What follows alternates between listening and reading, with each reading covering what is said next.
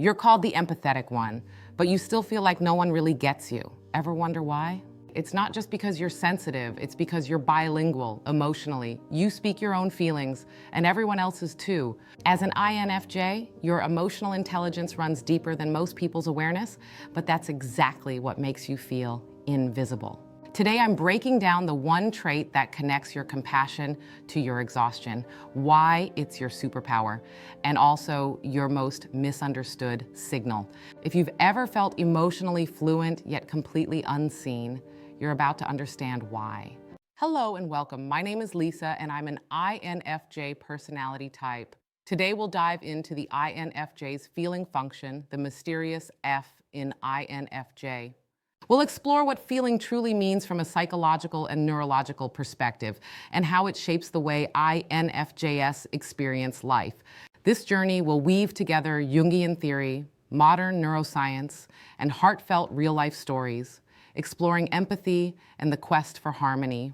INFJs often feel a sense of responsibility for the emotional well-being of others, leading to a deep desire to alleviate suffering.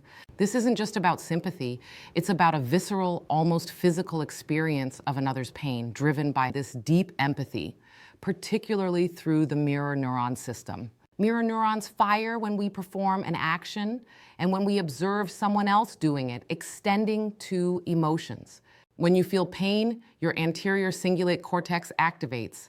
If I watch you get hurt, my ACC also lights up, creating an automatic brain echo of your feelings.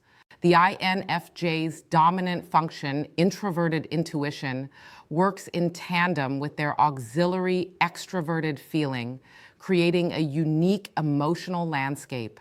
This combination allows INFJs to perceive underlying patterns and future implications, while also harmonizing external environments. The INFJ's feeling function is not just about personal emotions. It's a powerful tool for understanding and influencing the collective emotional atmosphere. This can manifest as a strong desire for social justice, advocating for the marginalized, and striving to create a more compassionate world. Understanding the neurological underpinnings, such as the role of the anterior insula and anterior cingulate cortex, helps us grasp this intensity. These brain regions are crucial for processing emotions, self-awareness, and social cognition, making INFJs highly attuned to emotional nuances. This involves recognizing their own needs, learning to say no, and understanding that they cannot solve everyone's problems.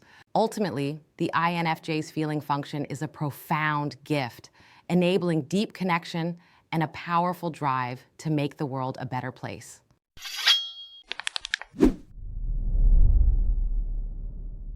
When I'm lost in my thoughts, there's actually a lot happening in my brain.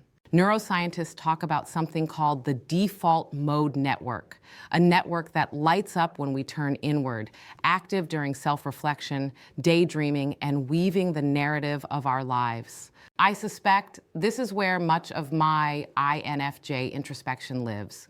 It's like my mind's personal IMAX theater. I replay conversations, imagine future scenarios, and connect emotional dots that others might miss. This inner wanderlust can be a double-edged sword. On one hand, it gives me rich insight into why I feel the way I feel. I can almost listen in on my own heart. On the other, if I'm not careful, I can get stuck ruminating in that inner world. I've read that the same DMN that sparks creativity and self-understanding can also fuel overthinking and worry. It's comforting to know there's a scientific reason my inner voice is so vivid, but I've learned I need to step out of my head sometimes so I don't drown in it. Feeling, I've come to realize, isn't just an abstract thing happening in the mind, it's woven through the body. There's a fascinating theory in neuroscience called the polyvagal theory that basically says our nervous system has two modes, one when we feel safe and open, and another when we sense danger and brace ourselves. It resonates with me as an INFJ. For instance, when I'm with someone I trust, I notice my breathing slows and my heart feels steady. I'll lean in, relax my shoulders, my body's saying, "It's okay, you're safe." According to polyvagal theory, that's my parasympathetic system keeping me calm and emotionally connected. But if I walk into a room full of conflict or tension, I feel my chest tighten almost immediately. My pulse picks up. A quiet, jittery alertness floods in. That's the other mode kicking on, the fight or flight response preparing me to protect myself. INFJs often have a kind of emotional radar, and I swear I can feel the shift in a room's energy in my own skin. There's science behind that too. The vagus nerve links our facial muscles, heart, and brain, which is why our feelings show up in our expressions and voice, and why we can instinctively read how someone else is feeling. It blows my mind, honestly.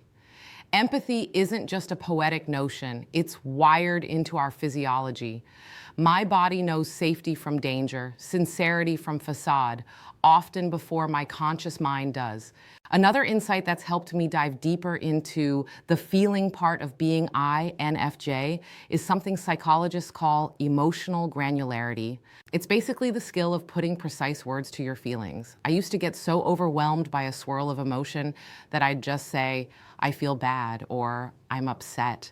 But I've been practicing untangling those feelings more specifically. Am I anxious about that new job, or actually just excited with a side of nerves? Is this sadness I'm feeling, or is it more nostalgia or loneliness? When I label it properly, it almost feels like I've identified the exact color of the emotion rather than calling everything blue.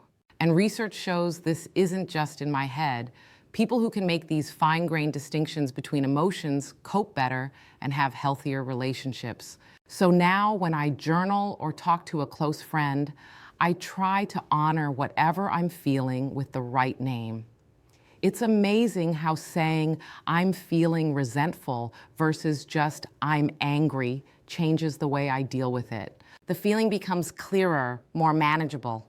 By sharpening my emotional vocabulary, I'm not only understanding myself better, but also learning how to respond to others with more empathy. It's like seeing the emotional spectrum in high definition.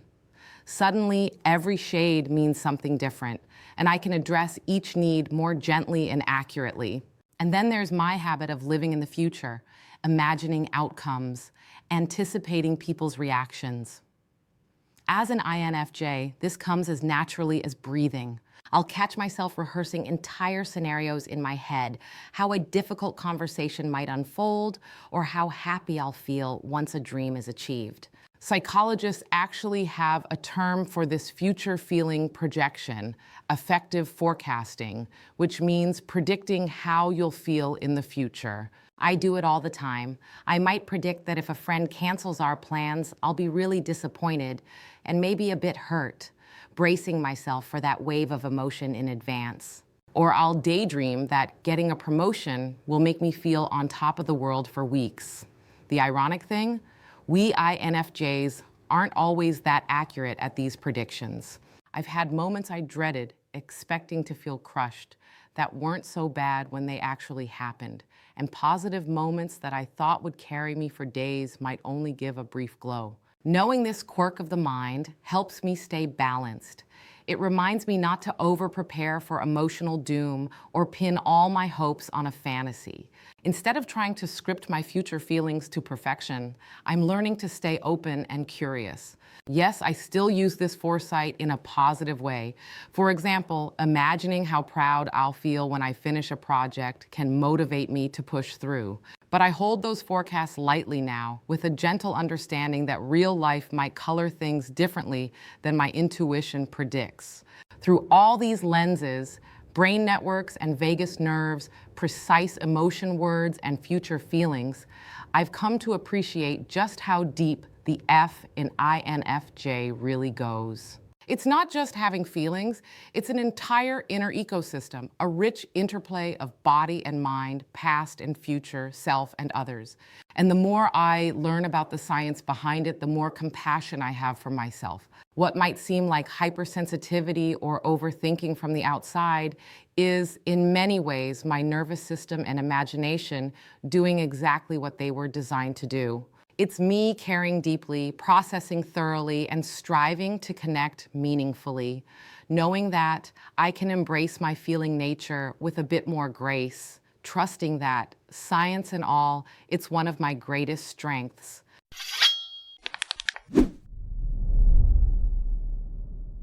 In Carl Jung's theory, feeling isn't just about emotions, it's a decision-making function that evaluates situations based on values and human impacts. Whereas thinking types use impersonal logic, feeling types ask, is this personally or socially important? Is it aligned with my values?